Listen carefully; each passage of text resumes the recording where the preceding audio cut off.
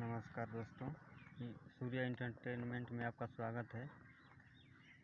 कुछ बातें हैं जो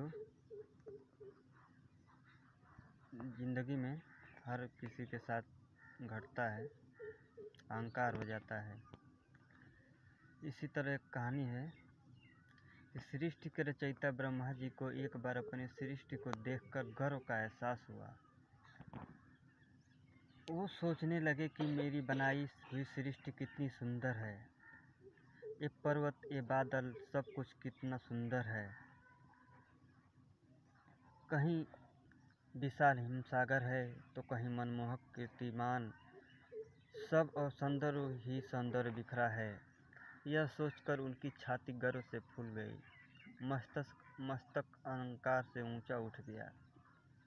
इस सौंदर्य का कारण मैं ही हूँ, मैं ही यह सब बनाया है।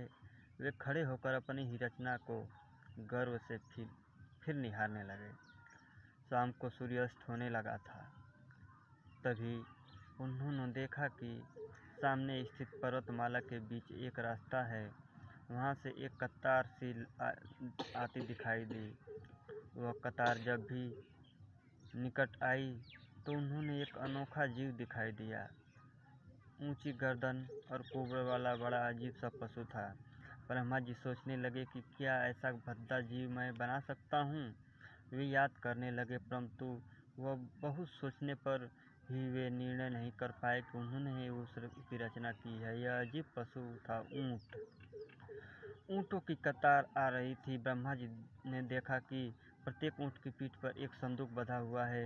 वे जानना चाहते थे कि यह पशु कौन सा है और इसकी पीठ पर रस्सी से बंधे संदूक में क्या है, परंतु कोई भी व्यक्ति वहां दिखाई नहीं दे रहा था जिससे वे अपनी शंकाओं का समाधान कर पाते। ब्रह्मा जी आश्चर्य से सब देख रहे थे। सूर्य छिपने लगा और वह रास्ता धुंधले के से घिरने लगा था। कतारों में ऊँटों का आना जाना जारी था।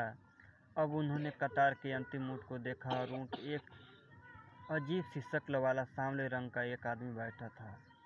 उसके एक हाथ में लाठी थी जिसका एक छोर उसके अपने पैर की अंगुलियों में फंसा रखा था और दूसरा छोर कंधे पर रखा हुआ था। यह आदमी लापरवाही से इधर उधर देख रहा था। ब्रह्मा जी की ओर उसने एक बार भी नहीं देखा। ब्रह्मा जी को बहुत आश्चर्य हुआ कि अपनी शंकाओं के समाधान की इच्छा से उन्होंने उससे पूछा, अरे भाई।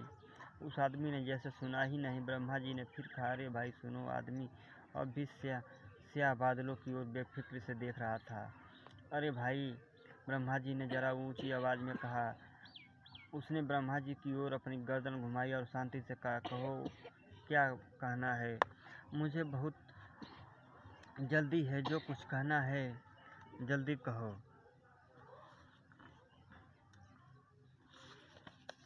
ब्रह्मा जी अपना परिचय देते हुए बोले कि तुम शायद मुझे जानते नहीं, मैं ब्रह्मा हूँ। यह पूरी सृष्टि मैंने ही बनाई है। मैं जानना चाहता हूँ कि यह अजीब सा जानवर क्या है। इसे मैंने बनाया नहीं, फिर इसको किसने बनाया है। हाँ, एक बात और पूछनी थी कि इन संदूकों में क्या है। अच्छा, तो तुम ब्रह्मा हो, उस आदमी ने तिरस्कार पूर्वक कहा। सुनो, यह अजीब सा जानवर ऊँट है। इसे बनाने का अधिकार तुम्हें नहीं मिला। कुछ रुककर वह फिर बोला, इन संदूकों में एक एक ब्रह्मा बंद है। यह सुनते ही ब्रह्मा जी चौंक पड़े। उस आदमी ने उसी तरह कहा, तुम्हारी इस सृष्टि जैसी विश्व में सैकड़ों सृष्टियाँ हैं। सभी सृष्टियों का एक एक ब्रह्मा है।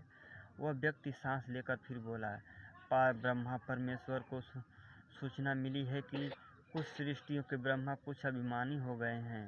वे अपनी वास्तविकता को भूलते जा रहे हैं। इसलिए प्रभु ने आदेश दिया है कि जिन सृष्टियों के ब्रह्मा अभिमानी हो गए हैं उन्हें हटाकर संदूक में नया ब्रह्मा निकालकर उसे उनके स्थान पर नियुक्त कर दो और पुराने ब्रह्मा को उसी संदूक में बंद करके ले आओ। इसलिए अभी वह आदमी यह कह ही रहा था कि ब्रह्मा जी परमात्मा का ध्यान करने लगे। वह आदमी आगे बोला, सुना है इस सृष्टि का ब्रह्मा भी अभिमानी हो गया। इसलिए मैं ब्रह्मा जी का ध्यान पूरी तरह परमात्मा पर केंद्रित था। वे लज्जित होकर उनसे क्षमा याचना करते रहे कि हे भगवान, आपकी ताकत से ही मेरा अस्तित्व कायम है। मैं आपको भूल गया था, आपने मुझे अभिमानी होने से बचा लिया। मुझे क्षमा करो महाराज, आपकी जय हो, जय हो। काफ़ी समय बाद जब ब्रह्मा जी की आंखें खुली तो पाया कि न ऊँट तो वहाँ था और ना ही वो आदमी। अहंकार से बचाने के लिए ब्रह्मा जी ने परम पिता परमात्मा को धन्यवाद दिया। वास्तव में अहंकार ही सब रोगों की जड़ है। प्रभु कृपा से ही हम अहंकार से बच सकते हैं और सार्थक जीवन बना सकते हैं। धन्यवाद।